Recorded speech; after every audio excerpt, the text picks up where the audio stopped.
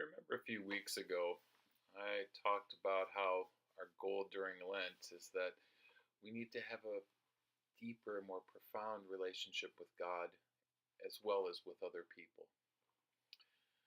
Well, today's gospel gives us a most famous parable, the parable of the prodigal son. Jesus talks about it, and it's a wonderful reminder to us that we need to improve our relationship with God, but also with other people. And how do we do that? What's the best way? Well, we have to start with how we see God.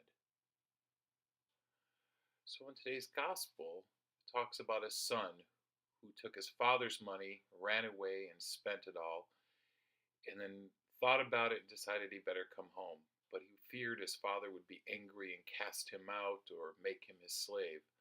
But much to his surprise, when he came home, his father ran to greet him and celebrated. He didn't hold a grudge at all. Father showed us the same thing God shows us. Even though we may not care or whatever, when we come back to God, He greets us and is happy to see us. The story about the father and the prodigal son challenges us to think about how we look at God. Many people look at God as being strict and vengeful, about us not sinning and that we should be punished.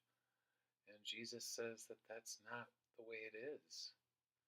And it's really important for us to change our view of how we understand how loving and forgiving God is, not how angry and vengeful. That will help us love God more, and God will help us in turn away from sin. And if we sin, it's not that He's going to be mad at us or angry with us and punish us.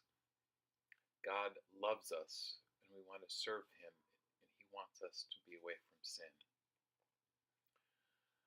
Now, there's another person in this story, the other brother or other son, who was angry that the father celebrated his brother's return. He didn't understand it. So the relationship between the father and the brother shows us that if we don't love people who are angry with us or who hurt us, then look at how the father was loving and accepted the son back. But the brother was angry and vengeful and wanted to cast him out. So really, the gospel today challenges us to do two things. To look at how we perceive God, whether it's in a positive or negative light in terms of who He is. And the second one challenges us to treat other people how the father treated the prodigal son. Are we going to do that, or are we going to treat him like his brother did? That gives us quite a lot of food for thought. Thank you, and God bless you.